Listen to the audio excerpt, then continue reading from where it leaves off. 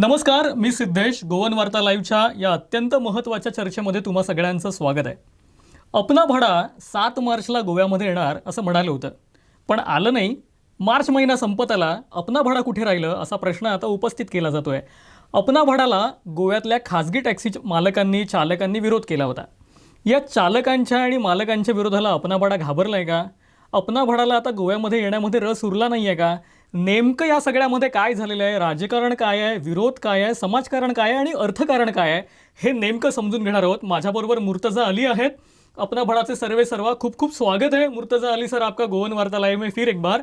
आपसे इस बारे में मैं बातचीत करना चाहूँगा कि क्या हुआ, अपना भाड़ा क्यों नहीं आ पाया 7 मार्च को गोवा में, जबकि वादा किया था कि 7 मार्च को आएंगे गोवा में. क्या हुआ? बिल्कुल, हम गोवा में आने के लिए पूरी तरीके से तैयार हैं सिद्धेश जी, और मैं धन्यवाद करता हूं आपका। आपने इन चीजों से कंसर्न रखा और इस चीज के लिए इस बार हमें आपने याद किया अपना पक्ष रखने के लिए जी। तो देखिए सिद्धेश जी, कई सारे फैक्टर्स होते हैं और सिर्फ 7 मार्च नहीं, मैं आपको बताऊं कि हम लोग गोवा में आने की तैयारी में पिछले 22 अक्टूबर से हैं। मैंने मेरी टीम 22 अक्टूबर से एंगेज करी हुई है जी। 22 अक्टूबर से 150 ड्राइवर, 150 फ्लीट ओनर जो हमारे साथ एंगेज हैं जी। और उनका जो हमारा कमिटमेंट है 2,500 रुपए पर डे देने का। तो अगर वो मेरी वजह से रुके हुए हैं तो मैं आपको आपके इस प्रोग्राम में एक तो महत्वपूर्ण जानकारी ये दूं कि 31 मार्च तक 160 दिन का पेमेंट एक एक गाड़ी के ऊपर 4-4 लाख रुपए जो मेरे ऊपर ड्यू था, उस कॉन्ट्रैक्ट की वजह से हमने एग्रीमेंट के हिसाब से, या कोई भी प्रोजेक्ट जब चालू होता है तो वो प्रोजेक्ट स्टार्ट होता है उस डेट से आपका कंपनसेशन मिलना चालू होता है या जो आपका रिवॉर्ड मिलना चालू होता है। लेकिन मेरी टीम मेरे साथ जो बंधी हुई है और इंतजार में है और एक रिस्क पे काम करने को तैयार हुई, तो उसके एप्रिसिएशन में हमने एज ए रिवार्ड इस पीरियड का, जिस तारीख से वो हमारे साथ जुड़े हैं, 160 दिन का पेमेंट 31 मार्च तक का जो अमाउंट था 4 लाख रुपए पर व्हीकल हमने देना डिसाइड करा और 1 अप्रैल के बाद से उनको वो पैसा मिलना भी चालू हो जाएगा। उसका पूरा प्रोसेस हमने करा। आप समझिए कि इस डिले का सबसे पहला, जिसको अर्थभार बोलते हैं, लगभग 6 करोड़ रुपए का अर्थभार तो मेरे ऊपर ये है चालू होने के पहले। कोई ना कोई ऐसा सीरियस रीजन रहा होगा जिसके लिए हमने रुकना उचित समझा। हम बात करते हैं कि वो मैटर क्या था। देखिए, जब हमने अवेयरनेस चालू करी, आप लोगों ने अप्रोच किया, मीडिया ने भी हमसे कई बार सवाल किए कि अपना भाड़ा में क्या डिफरेंशिएट है दूसरे एग्रीगेटर प्लेटफॉर्म से। तो जब हमने अपनी बात रखी और गोवा में हमने अपने आप को उतारने की जब तैयारी करी, तो इसके कई सारे रूप हमको देखने को मिले। जी। कई तरह के व्यू मिले, जैसे passengers they were always ready. जो टूर ऑपरेटर्स थे, जो बाहर से टूर को मैनेज करते हैं, टूरिस्ट जो गोवा में आते हैं, जिन चीजों के ऊपर हमने बात करी, सब कोई हमारा स्वागत करने को तैयार थे। लेकिन एक बड़ा तबका जो टैक्सी ड्राइवर का आपके यहाँ गोवा में है, उन लोगों ने इसको लेके एजिटेट करना स्टार्ट किया। शुरू में उनका एजिटेट गोवा माइल्स को लेके रहा और उन्होंने जो अपना एक पक्ष रखा सरकार के सामने भी, कि वो तो गोवा माइल्स को भी स्क्रैप कराना चाहते हैं, यानी वो चाहते ही नहीं है कि गोवा के अंदर कोई तरक्की हो, कोई ऐप बेस्ड टैक्सी आए सेफ्टी को लेके या उस चीजों को लेके। बाद में हमने सरकार को भी रिक्वेस्ट किया कि हम पीस ऑफ हार्मनी को बचाना चाहते हैं, इसलिए अभी हम अपने आप को एक कदम बैक करके 1 महीना हम अपने आप को पोस्टपोन कर रहे हैं, ताकि इन सब चीजों का हल निकाला जा सके। बैठ के बातचीत से, सहानुभूति से इसका हल निकले, विन विन सिचुएशन में सब काम करें। क्योंकि देखिए, हम लोग 150 गाड़ी लेके आ रहे हैं सिद्धेश जी, सिर्फ। अब 150 गाड़ी में हम 22,000 गाड़ियों का रिप्लेसमेंट तो नहीं करेंगे। और मैंने बार बार ये चीज कही कि मेरा इनके बिजनेस को ना तो इफेक्ट करने का कोई इरादा है, ना हम ऐसा करने वाले हैं, ना ही हमारा ऐसा प्लान था। तो इस बात को लेके आपके चैनल पे भी और भी कई न्यूज चैनल पे हमने एसोसिएशन के लीडर से सीधी बातचीत करी। हमने अपना प्रस्ताव उनको रखा। हमने ये भी प्रस्ताव सामने रखा कि 2,500 रुपए रोज अगर हम कमिटेड दे रहे हैं और आपको भी ऑफर था, तो जाहिर सी बात है कि आप इससे ज्यादा कमा रहे होंगे, इसलिए आपने हमारे ऑफर को ठुकराया। उसके बाद हमने एक सेकंड ऑफर जो रखा, जो 22 मार्च को हमने गवर्नमेंट को भी, सीएम साहब को भी एक मेल लिखी और हमने एक ऑफर रखा कि क्यों नहीं अपग्रेडेशन के लिए आप लोग तैयार होते, चलिए हमारे साथ काम नहीं करते, हमारे अम्ब्रेला में नहीं आते, हमारे लिए स्लेवरी आप नहीं करते, आप अपने लिए काम करें। आप एक संस्था हैं, एक संस्था जब चलती है तो संस्था के अंदर पैसा कहीं ना कहीं से तो आता है, चाहे वो किसी डोनेशन से आए, चाहे मेंबरशिप सब्सक्रिप्शन से आए। आपको एज ए डोनेशन मैंने ऑफर किया कि मैं 2 करोड़ रुपए आपको देता हूँ, आप अपने आप को तैयार करें, आज की सिचुएशन में आप अपना लीडर तैयार करें, अपना ऐप तैयार करें, अपने लिए मार्केटिंग करें और आप अपग्रेड हो जाएं। क्यों? क्योंकि जो गवर्नमेंट के रूल्स थे, जैसा पहले भी हमने बात करी, हाई कोर्ट के ऑर्डर थे, आपको ऐप बेस पे आना पड़ेगा, आपको डिजिटलाइजेशन एक्सेप्ट करना पड़ेगा, आपको सिक्योरिटी को लेके जीपीएस को एक्सेप्ट करना पड़ेगा।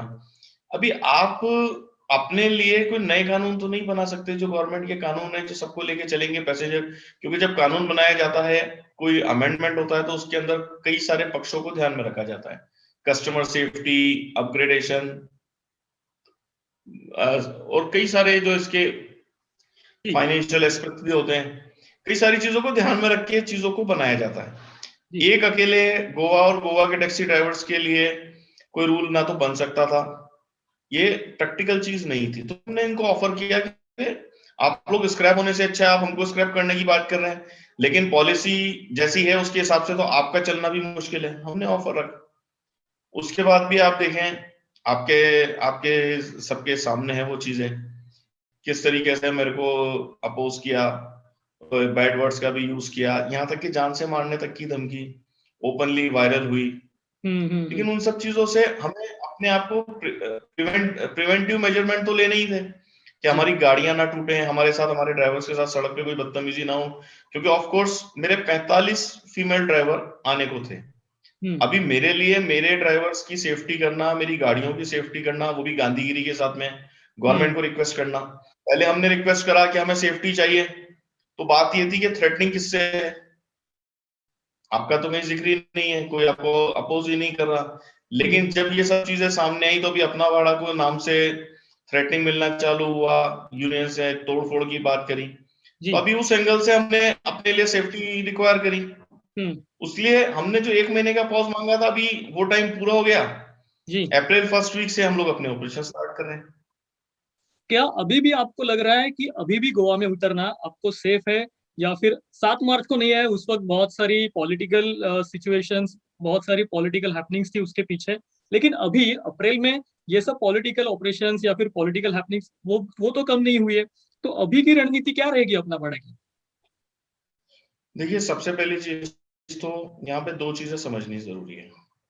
रणनीति की अगर बात करें तो अपना भाड़ा ने आना है, ये तय है। हमने अपने सेफ्टी सिक्योरिटी मांगने के लिए गवर्नमेंट को भी अप्रोच किया है और हमने एसोसिएशन को भी जो है वो एक नेगोशिएशंस के टॉक्स ओपन करे।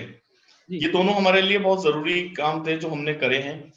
रिस्पॉन्स देना नहीं देना ये एसोसिएशंस की तरफ से भी था, अभी गवर्नमेंट की तरफ से भी था जी। अभी हम लोग आ रहे हैं, जो होगा सेफ्टी मेजरमेंट को देख के वो हम लोग इशू उसको उसी लेवल पे फेस करेंगे, क्योंकि इससे ज्यादा नुकसान अगर हम 6 महीने तक बैठ के अपने ऑपरेटर्स को या अपने ड्राइवर्स को कंपनसेशन देने के लिए एग्री हुए हैं, तो हमें भी ये समझना है कि हम बहुत लंबा तो प्लानिंग लेके नहीं चल सकते जी। दूसरी एक चीज सबसे बड़ी ये थी कि हम अब यहाँ पे देखिए, समझने वाली चीज ये है कि किसी भी काम को अगर हम करते हैं उसके प्लान ABC प्लान होते हैं, जैसे गवर्नमेंट भी चलती है, तो हर एक चीज को या एक ऑर्गेनाइजेशन को रन करने के लिए बहुत सारे फैक्टर्स के ऊपर काम करना जरूरी होता है। तो हमने भी उन चीजों का स्टडी किया और सबसे जरूरी बात यह थी कि मैं इन 6 महीने के अंदर 2 तरफा मैंने तकलीफ फेस करी है। पहली चीज, इंटरनल टीम को स्ट्रॉन्ग रखना, क्योंकि लोगों ने जब हम गोवा में एंटर किए, मैं बाहर से आया हूं, ये सब जानते हैं, ठीक है, लेकिन मेरी टीम जो ऑपरेटर्स हैं, जो मेरे ड्राइवर्स हैं, वो तो सब गोवेंस हैं, और सबने मुझे ये कहा कि आप गोवा में स्टैंड नहीं कर पाएंगे, बहुत मुश्किल टास्क है। तो 6 महीने तक अपनी टीम को रोके रखना एक तो मेरे लिए ये चैलेंज था, उनको उनका मोटिवेशन हाई रखना, क्योंकि कई तरह से जब अपना बड़ा आ रहा है, अपना बड़ा आ रहा है, कई लोग उनको डिमोरलाइज भी किए। दूसरा मेरा चैलेंज था कि मेरे को बाहर अपने लिए एक फेमिलियर एनवायरनमेंट डेवलप करना, अपने लिए, अपनी टीम के लिए, अपनी कंपनी के लिए। जैसे ड्राइवर्स के साथ कोऑर्डिनेशन, एसोसिएशन के साथ कोऑर्डिनेशन, गवर्नमेंट के साथ कोऑर्डिनेशन, पब्लिक के लिए अवेयरनेस, सेल्स के लिए। तो ये सारी चीजें डेवलप करने में जो हमारा एक्सपेक्टेड टाइम था उससे ज्यादा लगा। ये मैं मानता हूं क्योंकि इसके अंदर कहीं ना कहीं लैक ऑफ अवेयरनेस भी रहा, लेकिन क्योंकि प्रोजेक्ट पहली बार था तो सब कुछ जो भी कुछ चल रहा था एजम्पशन पे चल रहा था। इस तरह के प्रोजेक्ट कभी आए नहीं है, ठीक है ना। आज 2008 7 8 के अंदर ओला या उबर जब इंडिया में आई, आप मुझे बता दें कि इतना बड़ा कोई ऑपरेशंस ऑटोमोबाइल सेक्टर के अंदर उसके बाद कभी हुआ है? इतना बड़ा चेंज नहीं हुआ। और मैं खुद मार्केट में आई और उन्होंने अपनी सक्सेस लेनी चालू करी। जिस वक्त वो अपना सक्सेस का फेस ले रहे थे और फिर वो पीछे गए, वो पूरे 12 साल मैंने स्टडी में निकाला। मुझे हर चीज का स्टडी करना था। अभी मैंने जिस मोटो के साथ में इस पूरे प्रोजेक्ट को तैयार किया, उसके अंदर सबसे बड़ी चीज तो यह है कि किसी को हमने लॉस के अंदर रखा ही नहीं। आप थोड़ा सा अगर बैक में जाएंगे तो जुलाई 2018 में हमारे माननीय ट्रांसपोर्ट मिनिस्टर नितिन गडकरी साहब ने एक अमेंडमेंट पास कराया, इसमें कमर्शियल गाड़ियों के ऊपर एडवर्टाइजमेंट अलाउ कराया। ये ध्यान है आपको? ये अमेंडमेंट आया जुलाई 2018 में। अभी उसके अंदर क्या है कि आप अपनी गाड़ी के ऊपर कोई विज्ञापन करते हैं, अभी उससे आप एक ऑल्टरनेटिव इनकम डेवलप कर सकते हैं। हाँ, उन्होंने एक चीज जरूर इसके अंदर कही, और जो सेफर साइड भी था, कि जो गाड़ियां फाइनेंस हैं उनके ऊपर कमर्शियल विज्ञापन नहीं होगा, क्योंकि फाइनेंसर का इंटरेस्ट इंक्लूड करना जरूरी था। और पार्टी जो एडवर्टाइजर है, क्योंकि एडवर्टाइजमेंट का पैसा पूरा एडवांस पे चलता है, ये आपको ही पता है। अभी हम क्या करने वाले हैं, जो हमारी 150 गाड़ियां चलेंगी इनके ऊपर हमारा कमर्शियल ऐड होगा, जिसके लिए हमारे कॉन्ट्रैक्ट्स हैं। हम जैसा आपने जो मैच होते हैं क्रिकेट के मैच के अंदर, जो साउथ अफ्रीका में आपने देखा कि जो ट्रक्स या ट्रॉले जो चलते हैं, उनके दोनों साइड में नीचे साइन बोर्ड होते हैं बड़े बड़े, और उसके ऊपर कंपनीज की और कई कमर्शियल एडवर्टाइजमेंट चल रहे होते हैं। उससे उन लोगों की एक ऑल्टरनेटिव इनकम डेवलप होती है। यही चीज हम अपनी गाड़ियों में करने वाले हैं। एक टेंटेटिव मैं आपको एक एग्जांपल बताता हूं, क्योंकि इस चीज में मेरी मोनोपोली है। हम लोग उस गाड़ी के ऊपर जो कमर्शियल ऐड करेंगे, हम अपनी नॉन जीपीएस टेक्नोलॉजी से हमारे एडवर्टाइजर को हम पर किलोमीटर का रेट दिए हुए हैं कि आपका एडवर्टाइजमेंट, हमारी गाड़ी जितना चलेगी, रोड पे जितने किलोमीटर चलेगी, उसका आपको पूरा डेटा मिलेगा, क्योंकि हम नॉन जीपीएस पे रन कर रहे हैं। तो वो एडवर्टाइजमेंट एक तो चेंजेबल रहेगा, चिप बेस, कि हर 30 सेकंड में एडवर्टाइजमेंट चेंज हो सकता है, तो एडवर्टाइजर की कॉस्ट भी कम आ रही है। और जितने किलोमीटर गाड़ी चल रही है उतने किलोमीटर का ऐड का पैसा हमको मिल रहा है। फॉर एग्जाम्पल, टेंटेटिव गाड़ी जो है उसके ऊपर 3x3 दोनों साइड अगर हम कमर्शियल ऐड कर रहे हैं, तो मेरा एक कमर्शियल व्हीकल जो टैक्सी है उसके ऊपर 9 स्क्वायर फीट का ऐड हो रहा है। अभी टेंटेटिवली अगर मुझे उसके ऊपर 18 से 20 रुपए किलोमीटर पर स्क्वायर फीट पर किलोमीटर मिल रहा है, तो सारे खर्चे काटने के बाद मैं ऑलमोस्ट 200 रुपए के आसपास बचा रहा हूं पर किलोमीटर। ठीक है। अब ये कॉस्ट मेरी कब रिकवर होगी? जब मेरी गाड़ी चलेगी। तो मुझे मेरे व्हीकल को रन करना है, चाहे मेरा कस्टमर, मेरा पैसेंजर, जो मेरा ऑपरेटर है, वो एक व्हीकल को ले जाके कस्टमर को छोड़ के वापस अपने स्टैंड पे आ जाएगा। Then also I am survival, मेरे ऑपरेटर को मैं पूरा पैसा देने वाला हूं। अभी अगर मुझे मेरे ऑपरेटर को 20 रुपए किलोमीटर देना पड़ता है और कस्टमर से मैं 2 रुपए ले रहा हूं, तो 18 रुपए मेरी जेब से जाने में तकलीफ नहीं है। मैं कंपटीशन किसी भी लेवल पे आ सकता हूँ। हाँ, मुझे रिकवरी करनी है, मेरे व्हीकल का कॉस्ट मेरे को इस एडवर्टाइजमेंट के पैसे से निकालना है। मेरा ओपन प्रोजेक्ट है, मेरा मोनोपोली है, एडवर्टाइजर मेरे साथ में है, तो मेरा आपसे कंपटीशन कहां रहा? फेयर में तो मैं किसी भी रेट पे कंपटीशन कर सकता हूँ। क्योंकि मैंने मेरी इनकम तो ऑल्टरनेटिव डेवलप करी ना, जी इसलिए मेरे ऐप के ऊपर कस्टमर जो पैसा दे रहा है वो पैसा मेरे ऑपरेटर को डायरेक्ट मिल रहा है। मैंने 2,500 रुपए का कमिटमेंट किया मेरे ऑपरेटर को। 2,500 रुपए का बिजनेस अगर उसको नहीं मिलता तो जितना कम चली गाड़ी, जितना उसको बैकअप रहा, वो मैं करने वाला हूं। क्योंकि मेरा इंटेंशन ये है कि गाड़ी चाहे खाली चले चाहे पैसेंजर के साथ में चले, वो रोड पे रन करनी चाहिए। मेरा मेरा जो एडवर्टाइजर है उसका इंटरेस्ट भी इसी चीज में सिक्योर है। खड़ी गाड़ी के ऊपर वो भी एडवर्टाइजमेंट का पैसा नहीं देगा। अब समझिए कि मैंने कितना अच्छा मार्केट डेवलप करके दिया कि मेरा ऑपरेटर है उसको उसका सूटेबल मार्जिन मिल रहा है, जी मेरा कस्टमर है उसको अफोर्डेबल प्राइस मिल रही है, मेरा जो रेवेन्यू आ रहा है वो गोवा के अंदर आ रहा है, गोवा का बिजनेस डेवलप हो रहा है। अब मुझे जी बताइए कि मुझे क्या किसी से कंपटीशन करने की जरूरत है? जी मेरा एक तो इस बहुत ही जी आपका जो रेवेन्यू मॉडल है, जो रेवेन्यू प्लान आपने किया हुआ है, बहुत ही कैसे काम करता है आने वाले दिनों में, ये तो देखने वाली चीज रहेगी। ना ना कि सिर्फ अपना भाड़ा के लिए, लेकिन बाकी सब ऐप बेस्ड जितने भी टैक्सी वाले हैं उनके लिए भी। मेरा सवाल ये है कि 6 महीने में 6 करोड़ का लॉस आपको हुआ है या फिर हो रहा है, और जब तक आपकी गाड़ी चलेगी नहीं रोड पे तब तक। सवाल ये है कि आपने यह कहा कि आपकी सरकार से बातचीत हुई, यूनियन के साथ भी बातचीत हुई। पहली दफा सरकार से जो भी बातचीत हुई उसके हिसाब से आपको क्या प्रतिसाद मिला, सरकार की ओर से आपको क्या आशा है या फिर क्या आश्वासन मिली? देखिए, अगर बात करें आश्वासन की या उसकी, तो गवर्नमेंट की पॉलिसी न्यूट्रल है। मैं आपको इस चैनल यानी पे ओपनली बात करूं, सरकार को चाहिए कि अपना भाड़ा आना चाहिए गोवा में। सरकार न्यूट्रल है, वो दोनों तरफ देख रही है। उन्होंने पॉलिसी ओपन करी हुई है, रास्ता रोकने का कोई ख्याल नहीं है। लेकिन गवर्नमेंट भी ये चाहती है कि कोई चीज एमिकेबली सेटल हो। लड़ाई झगड़ा, दंगा फसाद, गाड़ी जी तोड़ना, ये सब तो गवर्नमेंट भी नहीं चाहती। लेकिन अभी किसी को अगर कोई इंटेंशनली ऐसा करेगा तो गवर्नमेंट की ड्यूटी बनती है उसको सेफ्टी देना जी और उसके खिलाफ कार्रवाई करना। मैंने जो डेटा देखा, आप कहते हैं, मैंने इन चीजों की स्टडी करी कि हमारा कहां तक लॉस हो सकता है। आपके यहाँ जो गोवा माइल्स के ऊपर जितने केसेस, जितनी बार अटैक हुआ या जो भी आपस के झगड़े हुए, एक ड्राइवर के साथ मारपीट होने पे जो है वो ड्राइवर को आप रोक के मारपीट कर रहे हैं, उसकी टांगे तोड़ी जा रही हैं, और आपके यहाँ लीगली दफा 304 के अंदर केस, 308 के अंदर केस फाइल होना चाहिए, 307 फाइल होना चाहिए, और हो रहा है 308। 308 का मतलब है कि आपसी जो है वो कहा सुनी झगड़ा हो गया, तो उसके अंदर उसको थाने से जमानत मिल जाती है।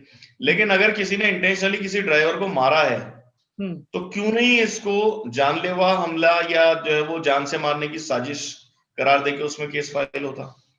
जी तो ये तो एक टेंडेंसी बन गई कि जिसको नुकसान हुआ, जिसके पैर टूटे, वो तो 3 महीने के लिए बेरोजगार हो गया जी और आप अगले दिन जाते हैं थाने से जमानत करा के वापस आ जाते हैं। हमें अपने आप को, हम ज्यादा लॉस नहीं खा सकते। और रहा सवाल इस चीज का कि हमने डिले किया, तो मौका तो सबको दिया जाता है। अगर हम बिना मौका दिए अगर हम 7 मार्च को लॉन्च कर देते, उसके बाद एसोसिएशंस को भी ये शिकायत रहती, सरकार को भी ये शिकायत रहती कि आपने एक बार बातचीत तो करनी थी, कोऑर्डिनेशन बना। सरकार का एडमिनिस्ट्रेशन का काम ही क्या है? कोऑर्डिनेशन बनाना। जी अगर अभी भी वो कोऑर्डिनेशन बनाने में फेलियर रखते हैं, हम अपना प्रोसेस। जी आपने कहा था कि 7 मार्च को आएंगे, लेकिन अभी आप नई तारीख बता रहे हैं। 1 अप्रैल से आप गोवा में अपने ऑपरेशन शुरू करने की कोशिश में है। क्या आपको ऐसा लग रहा है कि 7 मार्च को जैसा माहौल था, जिस तरीके से आपको रिस्पांस मिल रहा था, क्या उस माहौल में अभी बदलाव आया है? ऐसा लग रहा है कहीं भी कि आप 1 तारीख के लिए कॉन्फिडेंट है? देखिए, बदलाव तो बहुत आया है और बदलाव हमारे फेवर में आया है। अच्छा बदलाव हमारे फेवर में है क्योंकि जिस तरह का जो चीजें सामने आई, जो ऑपरेटर्स, टैक्सी ऑपरेटर्स ने जिस तरह का रिस्पॉन्स किया, रिएक्ट किया, तो उससे उनकी चाल और चरित्र दोनों सामने आ गए। सरकार के भी, जनता के भी, मीडिया के भी। मतलब सारे स्टेक होल्डर को ये पता लग गया कि सही कौन है और गलत कौन है। कोई चीज आती है, अभी तो आप ये समझिए कि मेरी तो सिर्फ 150 गाड़ियां हैं, अभी तो सड़क पे आई नहीं।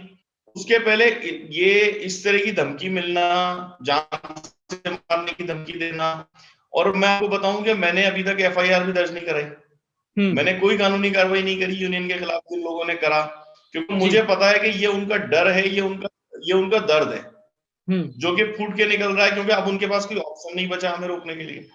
तो ये उनका दर्द है। तो अगर मैंने एग्रेसिवली अगर कुछ रिस्पॉन्ड करना होता तो सबसे पहला मेरा स्टेप होता कि मैंने एफआईआर करी होती, मैंने कानूनी सपोर्ट लिया होता, जो मैंने अभी तक नहीं लिया, क्योंकि मुझे पता है कि जब मेरा काम चालू होगा तो उसका रिस्पॉन्स क्या आएगा।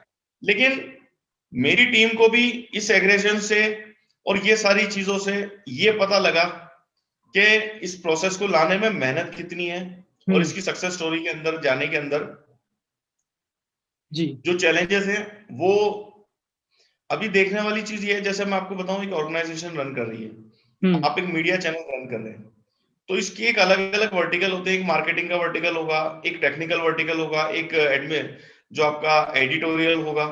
सबके अपने अपने चैलेंज होते हैं, लेकिन जो आपका जो मैनेजमेंट है, मैनेजमेंट को सारे चैलेंज पता होते हैं, लेकिन मैनेजमेंट कभी भी एडिटोरियल का चैलेंज तो मार्केटिंग सामने नहीं रखेगा, और मार्केटिंग का चैलेंज टेक्निकल टीम के सामने नहीं रखेगा। ये सारी चीजें बैलेंस करने का काम होता है, ये मैनेजमेंट का काम होता है, जो हमने बखूबी किया है। हाँ, ये अलग चीज है कि इस डिले से जो सर्कमस्टांसेस पैदा हुए, उससे मेरी टीम को ये पता लग गया कि हम लोग कितनी मेहनत कर रहे हैं और अभी आगे आने वाले चैलेंजेस क्या हैं। पहले मेरी टीम को भी बड़ा आसान लगता था कि सर आप आके तो देखो, कुछ नहीं होता, कोई गाड़ियां नहीं टूटेंगी, ऐसा कुछ अपोज नहीं होगा। लेकिन सिर्फ आने के डिक्लेरेशन से जिस तरह का अपोज हुआ, जिस तरह से स्ट्राइक की और बाकी चीजों की धमकियां मिली, तो टीम को भी समझ में आया कि रास्ता आसान तो नहीं है। अब रास्ता आसान नहीं है तो मेजरमेंट, प्रिवेंटरी मेजरमेंट लेना तो जरूरी है। जी बिल्कुल बिल्कुल। आपने बात की थी यूनियन के लोगों से, यूनियन से भी आपने ऐप बनाने के लिए कुछ इन्वेस्टमेंट की भी आपने बात कही थी। उस वक्त का माहौल क्या था, उस वक्त क्या रिस्पांस मिला था?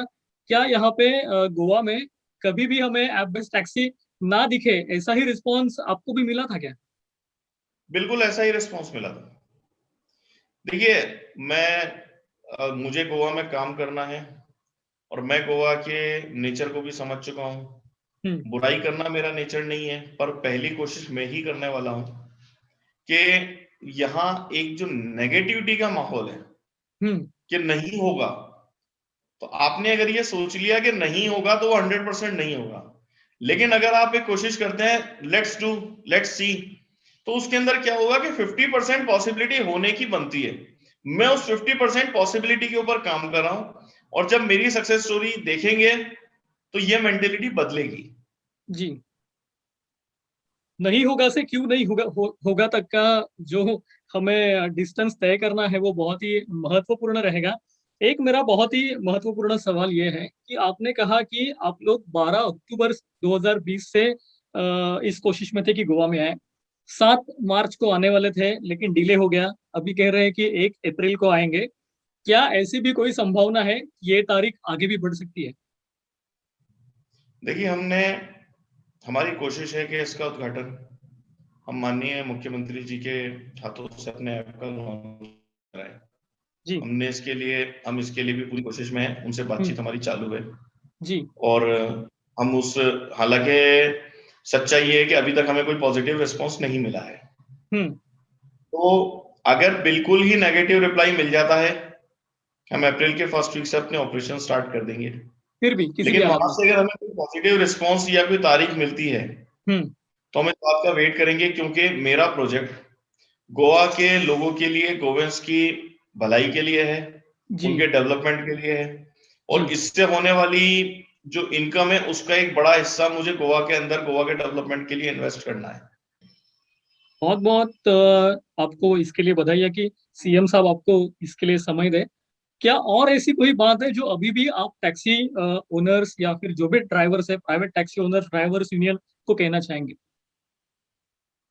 देखिए, मैं एक बात जरूर कहना चाहूंगा कि जो लोग अभी काम कर रहे हैं, मुझे पता है कि उनको कहीं ना कहीं ये डर, दहशत उनके लीडर्स की तरफ से बैठाई गई है कि कोई भी नई कंपनी आएगी तो आपका व्यापार खाएगी। लेकिन उनको ये बात समझनी होगी कि कोई नया आएगा तो अपना व्यापार भी लेके आता है।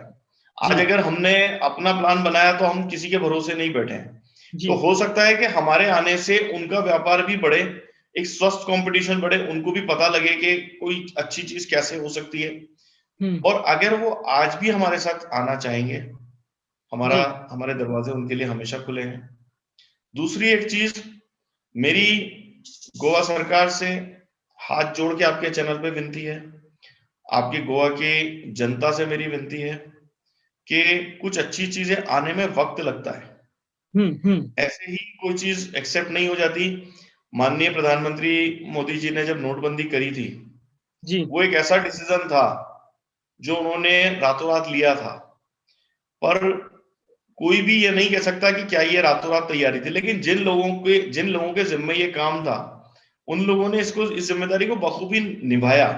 लेकिन उसके बाद जो चैलेंजेस आए, हमने अपने पर्सनल इंटरेस्ट से ऊपर उठ के देशभक्ति के लिए, देश हित के अंदर हमने उनको सपोर्ट किया था। बैंकों की लाइनों में भी लगे, हमारे पास कैश भी शॉर्ट हुआ, सारी स्थिति परिस्थिति हुई, व्यापार को भी नुकसान हुआ।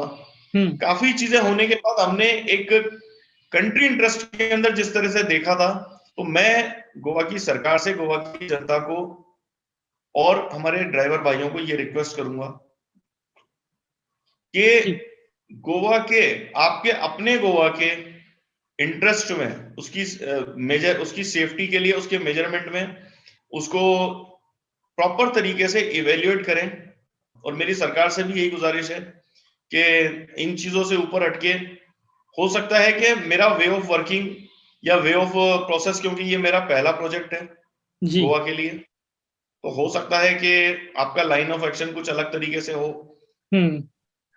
लेकिन जो भी मेरे थोड़े को बहुत समझ के अगर उसको एक्सेप्ट करके मुझे गोवा के व्यापार में, गोवा के विकास में भागीदार बनने का एक मौका देंगे, तो मैं आपका आभारी रहूंगा। जी, बहुत बहुत धन्यवाद मुर्तजा अली सर, आपने अपनी बात रखी। एक जाते जाते समय मेरा समाप्त होने को आ रहा है, लेकिन एक बात कही मुर्तजा अली सर ने कि नहीं हो सकता, ये बिहेवियर रहा है, ये नहीं हो सकता तक से क्यों नहीं हो सकता तक का जो फासला आहे वो हमें तय करना है। हा फासला जो आहे संपूर्ण गोव्यामध्ये असणारा, याच्याबद्दल मुर्तजा अली सर बोलले। 7 मार्चला येणार होते, पण आता 1 एप्रिलला येण्याच्या तयारीमध्ये आहे। विरोध होणार गोव्यामध्ये येताना हे माहिती आहे, हे स्वीकारूनच आता त्यांनी आपली सगळी व्यूहरचना, रणनीती आखलेली आहे। या विरोधाला नेमकं खासगी टॅक्सी चालकांनी कशा पद्धतीने प्रतिसाद द्यायला हवा, सकारात्मक पद्धतीने स्पर्धेला कसं तोंड द्यायला हवं, असं आवाहन जे आहे ते मुर्तजा अली सर आपल्याला करताना बघतायत। इतकंच नाही तर मुख्यमंत्र्यांना देखील त्यांनी आवाहन केलेलं आहे आणि मुख्यमंत्र्यांच्या हस्तेच त्यांना हा सगळा कार्यक्रम जो आहे तो त्यांना गोव्यामध्ये सगळा आकार त्याला द्यायचा आहे। त्यामुळे नेमकं 1 एप्रिलला काय होतं, 1 एप्रिलला अपना भाडा जे आहे ते गोव्यामध्ये येताना आपल्याला बघायला मिळतं का, यावरती आता संपूर्ण राज्याचीच नाही तर एकूणच ॲप बेस्ड टॅक्सी जितक्या पण आहेत त्या सगळ्याच कंपन्यांची नजर असणार आहे। कारण ज्या पद्धतीनं ॲप बेस्ड टॅक्सीला गोव्यामध्ये विरोध झाला आणि विरोध होतो आहे, हा विरोध बाजूला सारून एका नव्या जोमाने आणि नव्या इराद्यानं अपना भाडा जे आहे ते गोव्यामध्ये येण्यासाठी सज्ज झालेलं आहे। 1 एप्रिलला नेमकं काय होतं याच्यावरती आपली नजर असेल। बहुत बहुत शुक्रिया मुर्तजा अली सर, आपने अपना कीमती समय गोवन वार्ता लाईव्ह को दिया, बहुत बहुत धन्यवाद। मी सिद्धेश इथेच थांबतोय गोवन वार्ता लाईव्हमध्ये, तुम्ही कुठेही जाऊ नका, पाहत रहा गोवन वार्ता लाईव्ह, नातं गोव्याचं देणं मराठीचं।